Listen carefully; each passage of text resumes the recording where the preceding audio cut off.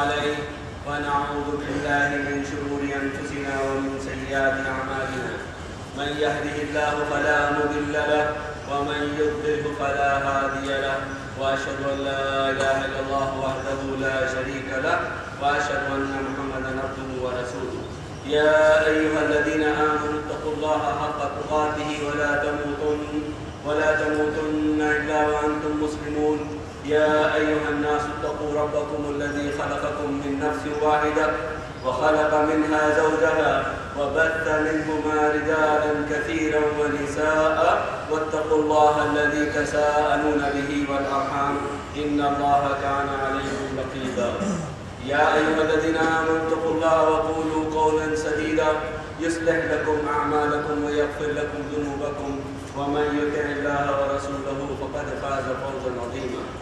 أما بعد فإن أصدق الحديث كتاب الله وأحسن الهدي هدي محمد صلى الله عليه وسلم وشر الأمور محدثاتها وكل محدثة بدعة وكل بدعة ضلالة وكل ضلالة في النار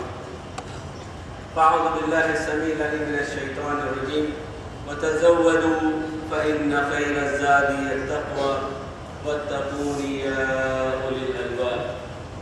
سبحانك لا علم لنا إلا ما علمتنا إنك أنت العليم الحكيم رب اشرح لي صدري ويسر لي أمري واحلل عقدة من لساني يفقهوا قولي حمد و ثنا کبریائی تمام تر تعریفوں کا حقدار اللہ رب العالمین ہے جس نے اس تمام کائنات کو وجود بخشا اور اس کے وجود بخشنے کے بعد ان میں جن مخلوقات کو پیدا فرمایا ان کے رہنے سہنے زندگی گزارنے اور اپنی دنیا اور آخرت سنوارنے کے تمام تر وسائل مہیا فرمائے انگنت درود و سلام و امام الانبیاء والمرسلین رحمۃ للعالمین شفیع المذنبین سید الاولین والآخرین محمد رسول اللہ صلی اللہ علیہ وسلم کی ذات گرامی پر اللہم صلی وسلم وبارک علی محمد صلی اللہ علیہ وآلہ وسلم بزرگان دین، اسلامی بھائیوں، دوستوں اور پیارے بچوں، آپ کے سامنے جو آیت کریمہ تلاوت کی گئی ہے یہ سورۃ البقرہ سے ہے، آیت نمبر 197۔ اس میں اللہ تعالیٰ کا ارشاد ہے وَتَزَوَّدُوا فَإِنَّ خَيْرَ الزَّادِ التَّقْوَى وَاتَّقُونِ يَا أُولِي الْأَلْبَابِ۔ اے لوگو، اے مومنوں، تم اپنے ساتھ توشہ لے لو، اپنے ساتھ توشہ رکھو۔ فَإِنَّ خَيْرَ الزَّادِ التَّقْوَى، اور توشوں میں سب سے بہترین توشہ تقوی کا توشہ ہے۔ وَاتَّقُونِ يَا أُولِي الْأَلْبَابِ، اور مجھ سے ڈرو، میرا تقوی اختیار کرو، میرے احکامات مانو اور میرے نواہی سے بچو۔ اگر تم صحیح معنوں میں اولو الالباب ہو، اولو الالباب یعنی عقل مند، سمجھدار، سمجھ رکھنے والے ہو، تو تم جو ہے تقوی اختیار کرو۔ یہ آیت کریمہ کا شان نزول یہ ہے کہ سابقہ امت کے کچھ لوگ جب تک کہ اللہ کے نبی صلی اللہ علیہ وسلم کی بعثت بھی ہونے کے بعد میں بھی یہ سلسلہ چلتا رہا، حالانکہ بعثت سے پہلے سے یہ معاملہ چل رہا تھا، اکثر لوگ جو حج میں جاتے تھے وہ یہ سوچتے تھے کہ ہم اللہ کے مہمان ہیں، ہم اللہ تعالیٰ کے گھر جاتے ہیں اور اللہ کے مہمان ہونے کے ناطے اللہ ہمارا میزبان ہوا، اور میزبان کے پاس ہم اپنا توشہ کیسے لے کے جائیں؟ ساتھ توشہ نہیں لے جاتے تھے۔ جب وہاں پہنچتے، جانے کے بعد پیٹ تو لگا ہوا ہے، بھوک لگی رہتی تھی۔ اب ان کا خیال یہ تھا کہ اللہ تعالیٰ کھلا دے گا ہمیں، اور وہ چلے جاتے تھے، ان کی نیت نیک تھی۔ وہ اپنے تو یہ سمجھتے تھے کہ بھائی اللہ ہمارا میزبان ہے، ہم کسی کے گھر اگر کوئی ہمارا میزبان ہو، کوئی ہمیں دعوت دے، ہم اس کے گھر جائیں اور اپنے ساتھ کھانا لے جائیں، وہ ناراض ہوگا۔ تو اللہ تعالیٰ تو زیادہ حقدار ہے، اللہ تعالیٰ ہم سے ناراض ہوگا، اس لیے وہ توشہ نہیں لے آئے۔ حالانکہ ان کے پاس اس بات کی کوئی دلیل نہیں تھی، نہ قرآن سے یا نہ تو سابقہ کتابوں سے، نہ تو انبیاء کرام کے اقوال سے، لیکن وہ اپنے طور پہ یہ سوچتے تھے۔ اللہ تبارک و تعالیٰ نے بتایا کہ تمہاری سوچ، تم کتنے ہی اچھے ہو، تمہاری سوچ دین نہیں بن سکتا۔ تمہاری اپنی سوچ کتنے ہی بڑے ہو، کتنا ہی علم رکھتے ہو، تمہاری سوچ دین نہیں بن سکتا۔ دین یا تو اللہ کا حکم ہوتا ہے یا نبی کا حکم۔ اللہ نے اگر فرما دیا یا نبی نے فرما دیا تو وہ ہے آپ کا دین۔ اللہ فرماتے ہیں سب سے بہترین تقوی توشہ کیا ہے؟ تقوی کا توشہ ہے، یعنی اللہ تعالیٰ نے حکم دیا جب تم حج کے لیے نکلو، عمرے کے لیے نکلو، سفر کے لیے نکلو تو اپنے ساتھ توشہ رکھ لیا کرو۔ اسی لیے حج کرنے کے لیے جانے والوں کے لیے استطاعت ضروری ہے، اور استطاعت میں یہ بھی ضروری ہے کہ اپنے ساتھ کھانے پینے کی تمام جتنی اس کی حاجت کی چیزوں کی ضرورت اس کی ہے اتنا مال یا اتنی چیزیں اس کے ساتھ ہونی چاہیے، ورنہ اس پر حج فرض نہیں ہوگا۔ تو یہ اللہ تعالیٰ کہتے ہیں کہ وَاتَّقُونِ يَا أُولِي الْأَلْبَابِ، اللہ تعالیٰ سے تقویٰ اختیار کرو۔ ہوتا کیا تھا کہ پچھلی قوموں کے لوگ یہ سمجھتے تھے کہ بھائی ہم تو توشہ لے کر نہیں آئے، اللہ کھلا دے گا، جب کوئی کھانے بیٹھا ہوگا اس کے سامنے جا کے کھڑے ہو جاتے، اور یہ کیا ہے؟ تقویٰ کے خلاف ہے۔ اللہ تعالیٰ کیا کہہ رہے ہیں؟ یہ تقویٰ کے خلاف ہے کہ کوئی کھانے ٹھہرا ہوا ہے، بیٹھا ہوا ہے، آپ ظاہر ہے جا کے کھڑے ہو جاؤ گے تو کیا کرے گا؟ وہ اخلاقاً بلائے گا، کھانا کھلائے گا۔ آپ نے کھانا کھا لیا، اس کے بعد میں آپ یہ سوچتے تھے کہ جو ہے دیکھو ہم نے سوچا تھا اللہ ہمارا مہمان ہے، اللہ نے ہمیں کھلا دیا، ہم تو بھوکے نہیں گئے، اور بلا شبہ اللہ تعالیٰ بھوکا نہیں رکھتا۔ جیسے بھی اللہ تعالیٰ کا یہ کرم ہے کہ اللہ تعالیٰ بھوکا نہیں رکھتا، لیکن انسان اپنے اندر تقویٰ اختیار کرے۔ اور آج ایک ٹکڑا بیان کیا اولی الالباب، اور آج کا ہمارا موضوع بھی ہے اولی الالباب۔ اولی الالباب کہتے ہیں کس کو ہے؟ عقل مند لوگ، اور عقل مندی کا بہت ہی بول بالا ہے۔ عقل مندی ہر کسی کو پسند آتی ہے، اور عقل مندوں کو اللہ بھی پسند فرماتا ہے اور انسانیت بھی پسند فرماتی ہے۔ جس انسان کے اندر عقل اور شعور ہو، سمجھداری ہو، اس کی تعریف کوئی بھی کرتا ہے، اور ناسمجھ اور بیوقوف انسان ہوگا اس سے بچنا چاہے گا، اس سے پناہ چاہے گا اللہ تعالیٰ۔ کیونکہ کیا ہوتا ہے عام طور پہ ناسمجھ کی دوستی جی کا جنجال کہتے ہیں ہمارے پاس۔ ناسمجھ کی جو دوستی ہوتی ہے وہ کسی نہ کسی طرح نقصان پہنچانے والی ہوتی ہے، اسی لیے کہتے ہیں عقل مند دوست بیوقوف دوست سے عقل مند دشمن بہتر ہوتا ہے۔ کیوں؟ عقل مندی ایسی چیز ہے، وہ جو کام کرے گا سمجھداری سے کرے گا، اور اللہ تعالیٰ کو عقل مندی بہت پسند ہے۔ اس بات کو سمجھنے کے لیے اللہ تبارک و تعالیٰ کے کلام میں سے آیات سنیں اور سمجھیں کہ اللہ تعالیٰ کیا فرماتے ہیں۔ اللہ تعالیٰ کہتے ہیں وَآتَاكُم مِّن كُلِّ مَا سَأَلْتُمُوهُ، اللہ تعالیٰ جو کچھ بھی تم چاہنے مانگا اللہ سے، اللہ نے تمہیں وہ سب کچھ دیا۔ جو کچھ تم اس سے سوال کرتے ہو اللہ تعالیٰ تمہیں دیتا ہے، وہی نہیں بلکہ جو تم نہیں مانگتے وہ بھی اللہ دیتا ہے۔ تم نے نہ آنکھ مانگی تھی، نہ ہاتھ مانگے تھے، نہ پیر مانگے تھے،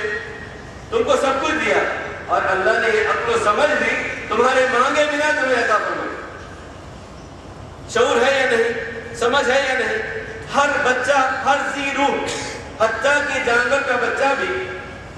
جو کرنے کی کوشش کرتا ہے اپنی سمجھداری سے کرنے کی کوشش کرتا ہے، اس کو دودھ کہاں سے پینا ہے، اس کو غذا کہاں سے ملے گی، اسے کہاں چارہ چرنا ہے، اتنی سمجھ تو جانور میں بھی اللہ نے دے دی۔ تو انسان کیا ہے؟ اشرف المخلوقات ہے، اس کو تو اللہ تعالیٰ نے عقل کا بہت ہی بڑا معیار عطا کیا، لیکن اس عقل کا صحیح استعمال کرنے والے اصل میں عقل مند ہوتے ہیں۔ یہ جو عقل اللہ نے دی ہے اس کا استعمال اور اس کو مزید بڑھانے کی کوشش کی جا سکتی ہے، اس کو کیسے ہم کوشش کریں گے آگے آیات میں آپ کے سامنے بات آئے گی۔ اللہ تبارک و تعالیٰ فرماتے ہیں تم نے جو کچھ مانگا ہم نے تمہیں دے دیا، وَإِن تَعُدُّوا نِعْمَةَ اللَّهِ لَا تُحْصُوهَا، اگر تم اللہ تعالیٰ کی نعمتوں کو شمار کرنے لگ جاؤ تو تم شمار نہیں کر سکتے، اتنی نعمتیں تمہارے اطراف و اطراف میں ہیں۔ ان تمام چیزوں میں آپ کی اعلیٰ جو ہے وہ عقل ہے، اور ان سب سے بھی اعلیٰ ہمارا دین اور اسلام ہے۔ ان سب سے بھی اعلیٰ کیا ہے؟ دین اور اسلام ہے۔ اور مومن کرتا کیا ہے؟ مومن اس کو سمجھداری کے ساتھ اپنی دنیا اور اپنی آخرت بنانے کی کوشش کرتا ہے۔ سمجھدار مومن وہ ہوتا ہے جو اللہ تبارک و تعالیٰ کے دین پر اور اللہ کے احکامات پر چلتا ہے۔ اللہ تعالیٰ نے آگے فرمایا وَاللَّهُ أَخْرَجَكُم مِّن بُطُونِ أُمَّهَاتِكُمْ لَا تَعْلَمُونَ شَيْئًا وَجَعَلَ لَكُمُ السَّمْعَ وَالْبَصَرَ وَالْأَفْئِدَةَ لَعَلَّكُمْ تَشْكُرُونَ۔ اللہ تعالیٰ فرماتے ہیں کہ تم کو ماں کے پیٹ سے ایسا معصوم اور چھوٹا سا پیدا کیا، کچھ بھی نہیں جانتے تھے تم، کوئی سمجھ بوجھ نہیں تھی تمہارے اندر، لیکن اللہ نے تمہیں کیا دیا؟ سماعت عطا فرمائی، تمہارے اندر سننے کی صلاحیت تم کو دی۔ اگر تم سنتے ہی نہیں تو بول بھی نہیں سکتے تھے،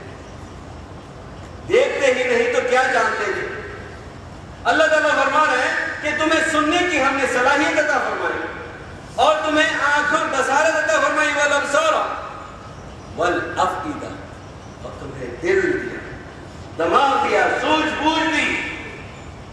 لعلکم تشکرون، تاکہ تم اللہ کے شکر گزار بندے بنو۔ تو اس لیے اس کا اگر صحیح استعمال کریں گے، یہ اشارہ ہے اصل میں کہ ہم نے اللہ آنکھ کیوں دی بھائی، کان کیوں دیا،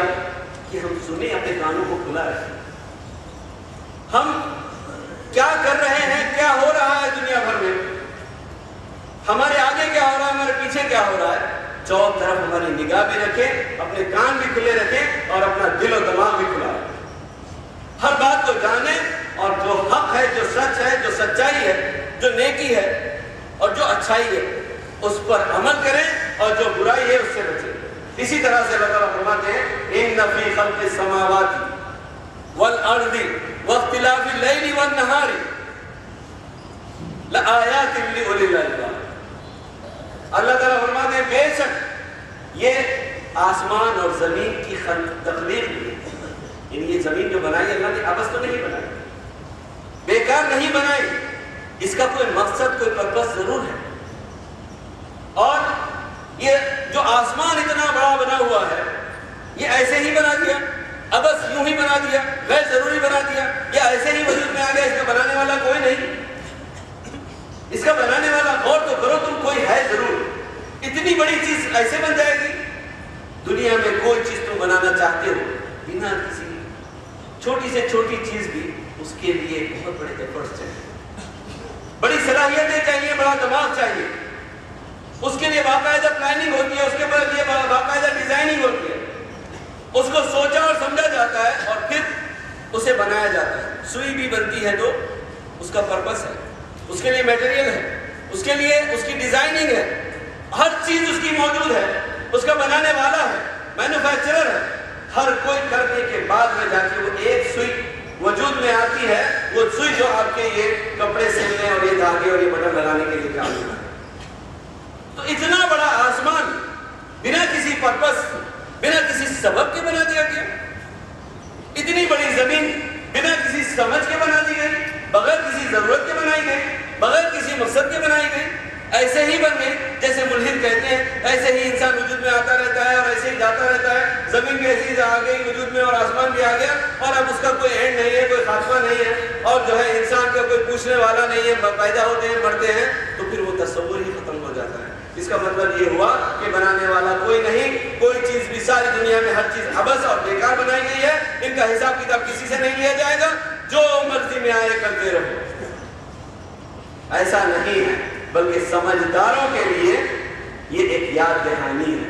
یہ نشانی ہے۔ کیا نشانی ہے؟ زمین کا بننا ایک بہت بڑی نشانی ہے، اتنی بڑی زمین اور وسیع زمین کا ہونا ایک بہت بڑی نشانی ہے، اس کے اندر اتنی مخلوقات کا ہونا یہ بہت بڑی نشانی ہے۔ آسمان، اتنا بڑا آسمان، اور ہماری آنکھوں کو تو ایک آسمان نظر آ رہا ہے، ورنہ علمی اور آسمانی دلائل موجود ہیں کہ ایک آسمان نہیں ہے، 7 آسمان ہیں، ایک زمین نہیں ہے، 7 زمینیں ہیں۔ اللہ تعالیٰ فرما رہے ہیں یہ سب چیزیں سمجھداروں کی سمجھ کے لیے، عقل مندوں کو جو ہے علم حاصل کرنے کے لیے یہ بہت بڑی نشانیاں ہیں۔ اسی لیے جو لوگ اس میں تحقیق کر رہے ہیں، آج ان کا نام ہے، آج دنیا پوری ان کے پیچھے پڑی ہوئی ہے، آج ان کی جو ہے ان کے مذہب پہ جانے کو تیار ہے، ان کے طریقے کو اختیار کرنے کو تیار ہے، کیونکہ وہ یہ سمجھ رہے ہیں کہ یہ جو دوسری مذہب کی دنیا ہے، لیکن یہ لوگ تحقیق میں لگے رہتے ہیں، خواہ جانور انہیں مل جائے، خواہ زمین انہیں مل جائے، خواہ حشرات انہیں مل جائے، خواہ پرندے انہیں مل جائیں، اس میں وہ تحقیق کرتے ہیں، ریسرچ کرتے ہیں، اور وہ سامنے آپ کے علم لا کے پیش کرتے ہیں اور آپ ان کی گرویدہ ہو جاتے ہیں، آپ کو اپنا غلام بنانے کی کوشش کر رہے ہیں، جبکہ ہمارے اسلاف، ہمارے علماء، ہمارے انبیاء کرام سب سے بڑے عالم تھے۔ جو قرآن کا علم حاصل کرے گا، قرآن کو سمجھے گا، اس سے آگے کوئی نہیں بڑھ سکتا، لیکن سمجھے اس طریقے سے جیسے کہ اللہ سمجھانا چاہتا ہے، جیسے اللہ نے بتایا ہے، جیسے اللہ نے بیان کیا ہے قرآن کو، اس کو اس طرح سے پڑھے، اس طرح سے سمجھے، تب جا کے وہ صحیح معنوں میں اس کی عقل ٹھکانے آئے گی، وہ سمجھے گا دین کو، وہ جو ہے ہر چیز کی حقیقت کو سمجھے گا، تب اس کو احساس ہوگا کہ یہ اللہ نے عبث نہیں بنایا۔ یہی وجہ ہے بہت بڑے بڑے سائنسدان جو تحقیق کی ہے، جب ان کے سامنے اسلام آیا تو انہوں نے انکار نہیں کیا مسلمانوں نے، الا ماشاء اللہ جس کے دل میں وہ حقت تھا، یا اللہ تعالیٰ جسے ہدایت نہیں دینا چاہا اس کی وجہ اللہ تعالیٰ بہتر جانتا ہے، اس کا سبب اللہ بہتر اللہ تعالیٰ کی حکمت اللہ کو معلوم ہے، ورنہ اکثریت بہت سارے ایسے سائنسدان جنہوں نے دیکھا اس کے اندر معمولی تحقیق کی، حتیٰ کہ ایک شخص یہ جو ہے دیکھا کہ ایک آدمی وضو کرتے ہوئے وضو میں ناک پہ پانی چڑھا رہا ہے، اور یہ آدمی گزر رہا ہے، حالانکہ گاڑی میں بیٹھا ہے کسی گاڑی میں، اور دیکھ رہا ہے کہ ایک آدمی ناک پہ پانی چڑھا ہے، گاڑی روکا اور جا کے پوچھا اس سے کہ تم نے یہ عمل کیوں کیا، یہ پانی کیوں چڑھایا ناک میں؟ اس شخص نے بتایا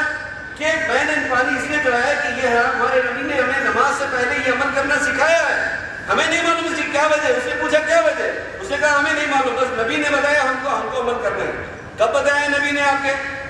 جب پوچھا تو پتہ لگا بھائی تقریباً 1300-1400 سال ہو گئے۔ اس نے کہا اچھا کیا ہے یہ؟ جب پوچھا کہ میں مسلمان ہوں، یہ اسلام ہے، یہ ہم نے اس قرآن پہ عمل کرتے ہیں، اور ہمارے لیے دو چیزیں دی گئی ہیں، یہ قرآن اور یہ سنت ہے، اس پر جو عمل کرے گا اس کی دنیا اچھی بنے گی، آخرت میں اچھی بنے گی، ہم اسی لیے یہ عمل کرتے ہیں، اللہ نے ہم پر فرض کیا ہے، یہ طریقہ نبی نے بتایا، میں یہ کر رہا ہوں۔ اس نے جب تحقیقات کی فوراً مسلمان ہوا، اور اس نے کہا جو بھی یہ عمل کرتا ہے، ناک میں ایک کیڑا ہوتا ہے، وہ کیڑا کبھی کبھی بڑھنے کی وجہ سے مرض مختلف پیدا ہوتے ہیں، وہ کیڑا جو ہے، جو شخص یہ پانی استعمال کرے گا اس کو وہ کیڑا کبھی بڑھے گا نہیں۔ تو جس نے تحقیق کی، جس نے غور و فکر کیا، اس کو وہ عقل مند انسان ہے۔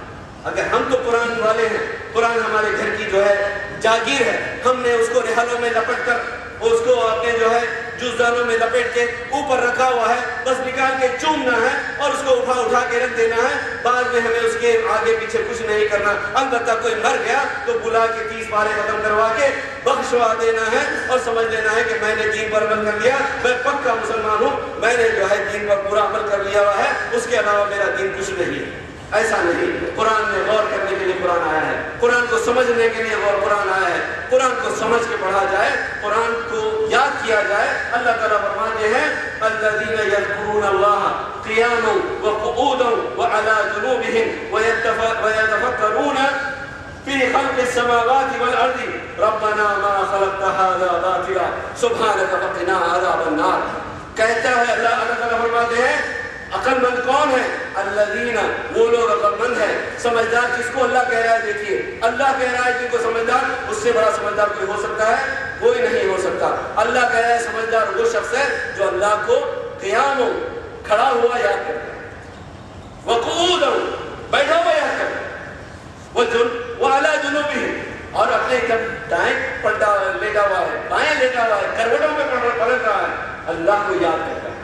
اللہ کی تسبیح بیان کرتا ہے، سبحان اللہ الحمدللہ کہتا ہے، اللہ کے احکامات کی طرف توجہ دیتا ہے، اللہ کے احکامات کو یاد کرتا ہے۔ اللہ نے یہ فرمایا ہے، مجھے نماز کے لیے جاگنا ہے، مجھے فجر کے لیے اٹھنا ہے، مجھے دیگر نمازیں مکمل پڑھنی ہے، مجھے اللہ کے دین پر عمل کرنا ہے، مجھے لوگوں کے ساتھ اچھی معاملہ داری کرنی ہے، لوگوں کے ساتھ اچھا رہنا ہے، میرے پڑوسیوں کے ساتھ مجھے اچھا سلوک کرنا ہے، میرے رشتوں کو جوڑے رکھنا ہے، میرے باپ سے محبت رکھنا ہے، میری ماں سے مجھے محبت رکھنی ہے، میرے بھائی اور بہنوں سے محبت رکھنی ہے، مجھے سب کے ساتھ اچھا سلوک کرنا ہے، اللہ کی تمام مخلوقات کے ساتھ اچھا سلوک کرنا ہے۔ جو رات دن یاد کرتا ہے، یاد کرنے کا مطلب نہیں سبحان اللہ کہہ دیا معاملہ ختم ہو گیا، الحمدللہ کہہ دیا معاملہ ختم ہو گیا، نہیں، سبحان اللہ جب کہتا ہے، اللہ کو جب پاک مانتا ہے، اللہ کے ساتھ کسی کو شریک نہ کرے، اللہ کے ساتھ کسی کو اللہ کا بیٹا نہ بنائے، کسی کو اللہ کا نور نہ بنائے، اللہ تعالیٰ کے نور میں سے نور نہ بنائے، اللہ تعالیٰ کے ساتھ کسی کو شریک نہ کرے، نہ عبادات میں، نہ معاملات میں، نہ دعاؤں میں، کسی چیز میں نہیں، شریک اللہ کے علاوہ کسی کو نہ کرے، اللہ کی عبادت کرے، مانگے تو اللہ سے مانگے، سمجھے قرآن و سنت کو سمجھے، اللہ کی مخلوقات میں غور کرے، تحقیق کرے، اور پھر اللہ سے کہے ربنا ما خلقت هذا باطلا، یا اللہ تو نے بیکار اور بس یہ دنیا نہیں بنائی، دنیا کی کوئی چیز تو نے بیکار نہیں بنائی، ہر چیز تو نے جو ہے کسی نہ کسی سبب اور مقصد کے تحت بنائی ہے یا رب العالمین، اور میں اس مقصد کو ماننا اور جاننے کی کوشش کروں گا انشاءاللہ، اور میں عمل کرتا رہوں گا، اور اب اللہ کے دین کو قائم کروں گا اس پورے ارض پر، پوری دنیا کے کونے کونے تک اللہ کے دین کو پھیلانے کی میں پوری کوشش کروں گا۔ ہر شخص آج سے سوچ لے، آج سے پکا ارادہ کر لے کہ قرآن کو خوب پڑھوں گا، حدیث کو خوب پڑھوں گا، سمجھوں گا، خالی ایسے ہی زندگی گزارنے، کھانے پکانے کمانے سے جو ہے ہماری جو ہے آخرت نہیں سمجھ سکتی۔ دنیا میں تو آپ نے زندگی گزار لی 50 سال 60 سال 70 سال 100 سال آخرت میں کچھ نہیں ملنے والا ایسی زندگی گزارنے سے. ہاں ہم مسلمان ہیں غیر مسلم ہیں جو بھی ہیں سب کو دین پر عمل کرنا ہے اللہ کے احکامات پر عمل کرنا ہے. سب کو جو ہے یہ نہیں سن لینا ہے کہ میں مسلمان ہو گیا ہوں تو اللہ تعالیٰ کہتے ہیں تلک امانیہم یہ جو ہے ان کی جھوٹی امیدیں ہیں جو یہ لوگ لگا کے بیٹھے ہوئے اللہ تعالیٰ سے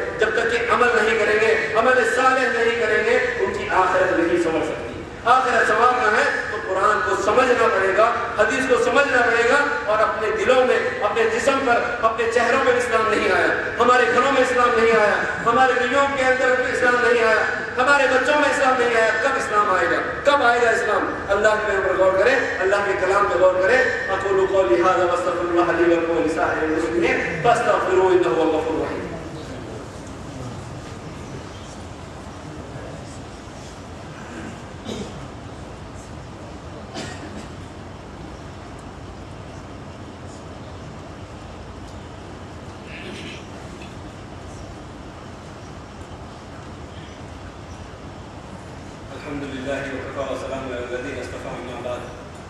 اللہ تعالیٰ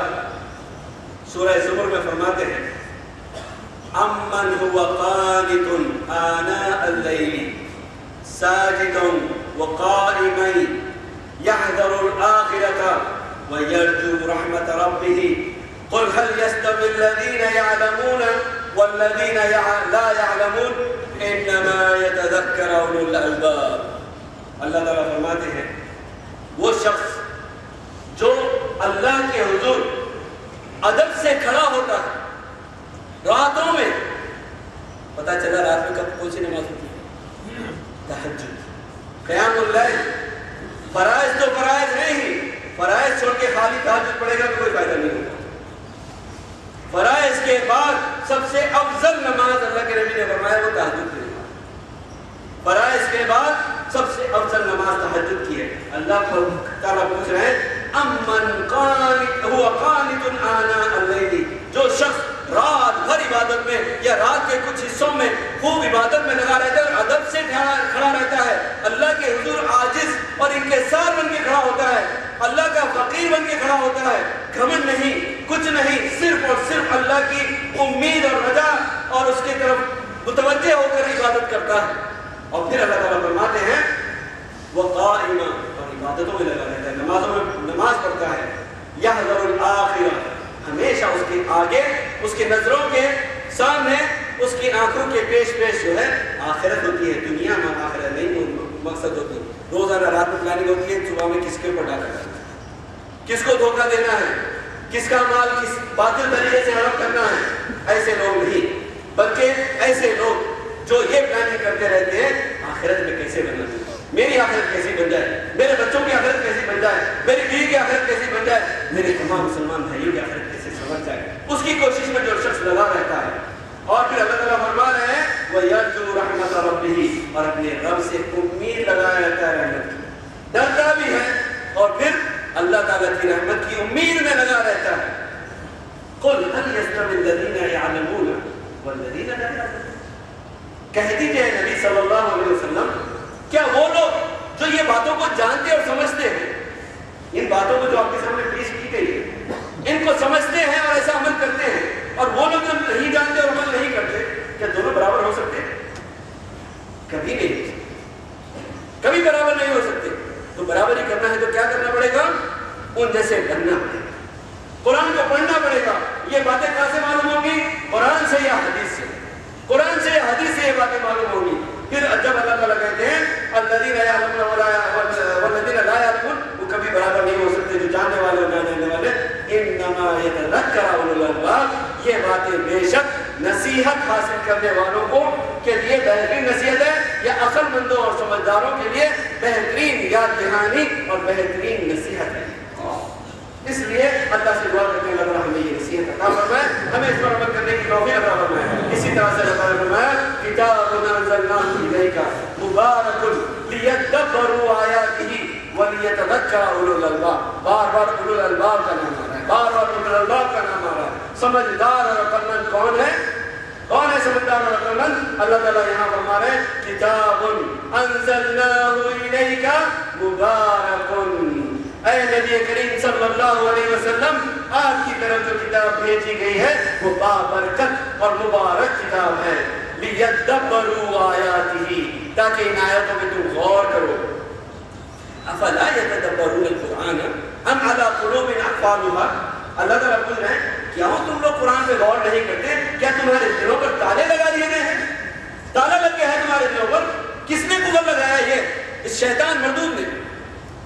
اس تالے کو توڑو، اور اس کی چابی ہے تلاوت، اس کی چابی ہے قرأت، اس کی چابی ہے اپنی کوشش، اللہ سے پناہ مانگنا، اللہ سے پناہ مانگنا، اعوذ باللہ من الشیطان الرجیم پڑھنا، اور اللہ کی طرف، اللہ کے کلام کی طرف لپکنا، دوڑنا، اور خوب قرآن کو پڑھنے اور حدیث کو پڑھنے کی عادت بنانا۔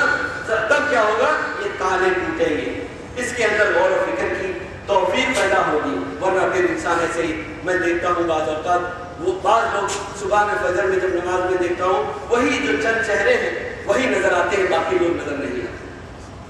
بعد میں دن میں کوئی نظر آ جاتا ہے، عصر میں کوئی ملتا ہے، مغرب میں کوئی ملتا ہے، لیکن فجر کی نماز میں اتنے ہی چہرے نظر آتے ہیں جو روز نظر آتے ہیں، باقی چہرے نظر نہیں آتے، الا ماشاءاللہ کوئی ایک دن آگے کوئی دن پیچھے ہوتا رہتا ہے۔ اور چند ایسے لوگ ہیں جو بیچارے نئے مسلمان ہیں، ابھی اسلام لے کر آئے ہیں، وہ لوگ جو ہے بیٹھ کے مسجد کے پلروں سے پیٹ لگا کے سوچتے رہتے کیسے مسلمان ہیں، ہمیں مسلمان بنایا خود کافر بنے، ہمیں مسلمان بنایا خود کافر بن کے پڑے ہوئے ہیں، نہ اللہ کا ڈر ہے نہ اللہ کا خوف ہے۔ صبح میں جب ہم وہ آ کے بیٹھے رہتے ہیں، اشراق تک بیٹھتے اور اشراق پڑھ کے نکلتے ہیں، اور ہم سوتے رہتے ہیں، خراٹے مارتے رہتے ہیں کہ بھائی دین ہمارا ہے، جنت ہماری ہے، اللہ ہمیں جنت کے علاوہ کچھ دینے والا ہی نہیں۔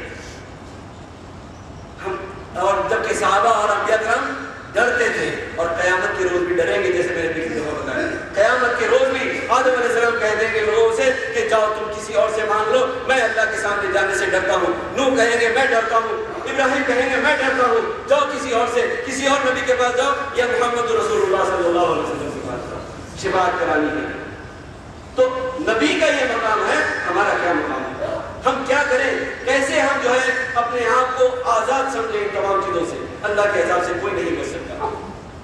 باتیں بہت ہیں، اگر کسی کو کچھ پوچھنا ہو تو اس کے بعد 5-10 منٹ کے لیے بیٹھ جائیں۔ البتہ 2 باتیں ہم آپ کو دہانی کرا دیں۔ ایک تو پچھلے جمعے میں ایک حبیب نے جو ہے بتایا کہ اکثر لوگ آ کے مسجد میں ٹیکے سے بیٹھ جاتے ہیں، اس بارے میں اللہ کے نبی کا کیا فرمان ہے؟ اللہ کے نبی صلی اللہ علیہ وسلم نے ویسے تو جمعے میں کسی کو ٹوکے سے منع فرمایا ہے، لیکن اللہ کے نبی صلی اللہ علیہ وسلم نے فرمایا اگر کوئی جمعے میں پیچھے بیٹھ کے کہیں بھی پیٹ لگا کے بیٹھ جاتا ہے، سو جاتا ہے، اس کو جگاؤ اور اس کو بھیجو، وضو کرواؤ،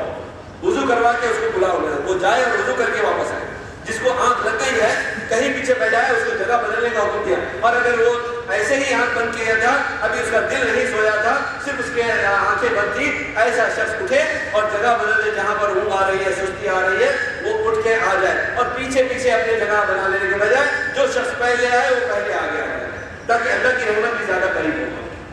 اسی طرح سے دوسری بات، پچھلا جو جمعہ تھا وہ دعا کے بارے میں تھا، دعا کا خطبہ جو ہوا تھا اس میں ساری باتیں بتائی گئی، لیکن بہت ساری باتیں نہیں، وقت کی کمی کی وجہ سے ابھی بھی آپ کا 10% خطبہ نہیں ہوا ہے، لیکن وقت ختم ہو گیا ہے۔ اس لیے دعا کے بارے میں ایک اہم بات جاننا ضروری ہے کہ دعا ہم کس طرح کریں۔ ہمارے خصوصی جو ہے بہت ہی محسن دوستوں نے جو ہے مجھے یاد دلایا کہ آپ یہ بات بھی کہہ دیں تاکہ تمام لوگوں کو فائدہ ہو جائے، اس لیے میں جو ہے کہنا چاہوں گا کہ اللہ کے نبی صلی اللہ علیہ وسلم نے فرمایا جو بھی دعا کرنا چاہے سب سے پہلے اللہ کی خوب تعریف کرے، ہم تو ثنا بیان کریں، اس کے بعد میں مجھ پر درود بھیجیں، درود شریف پڑھیں، اور اس کے بعد میں جو دعائیں خاص طور سے جسے ربنا آتینا، جو قرآن و حدیث کی دعائیں ہیں جو اللہ اور اس کے رسول سے ثابت ہیں، ان میں سے چند ایک دعائیں پڑھیں۔ اس کے بعد پھر اپنی زبان میں جو مانگنا ہے مانگے، جو مانگنا ہے مانگے، اور پھر آخر میں جو ہے سب سے آخر میں پھر سے جو ہے اللہ کی تعریف اور ثنا اور جو ہے درود کے اوپر جو ختم کرے۔ جو ایسی دعا کرے گا اس کی دعا رد نہیں ہوگی انشاءاللہ، اس لیے کوشش کریں کہ دعا اس طرح سے کیا کریں۔ اقول اللہ تبارک تعالیٰ کا ارشاد ہے ان اللہ وملائکتہ یصلون علی النبی یا ایھا الذین آمنوا صلوا علیہ وسلموا تسلیما اللهم صل علی محمد وعلی آل محمد كما صلیت علی ابراہیم وعلی آل ابراہیم انک حمید مجید اللهم بارک علی محمد وعلی آل محمد كما بارکت علی ابراہیم وعلی آل ابراہیم انک حمید مجید وارض اللهم عن الخلفاء الراشدین ابی بکر وعمر وعثمان وعلی اللهم اغفر للمؤمنین والمؤمنات والمسلمین والمسلمات الاحیاء منهم والاموات ربنا لا تؤاخذنا إن نسينا واخطأنا ربنا لا تؤاخذنا إن نسينا واخطأنا ربنا ولا تحمل علينا إصرا كما حملته على الذين من قبلنا ربنا ولا تحملنا ما لا طاقة لنا به ربنا ولا تحملنا ما لا طاقة لنا به واعف عنا واعف عنا واعف عنا واغفر لنا وارحمنا واغفر لنا وارحمنا أنت مولانا فانصرنا على القوم الكافرين آمين يا رب العالمين ربنا ظلمنا أنفسنا وإن لم تغفر لنا وترحمنا لنكونن من الخاسرين ربنا ظلمنا أنفسنا وإن لم تغفر لنا وترحمنا لنكونن من الخاسرين ربنا هب لنا من أزواجنا وذرياتنا قرة أعين واجعلنا للمتقين إماما آمين يا رب العالمين سبحان ربك رب العزة عما يصفون وسلام على المرسلين والحمد لله رب العالمين عباد الله رحمكم الله إن الله يأمركم بالعدل والإحسان وإيتاء ذي القربى وينهى عن الفحشاء والمنكر والبغي يعظكم لعلكم تذكرون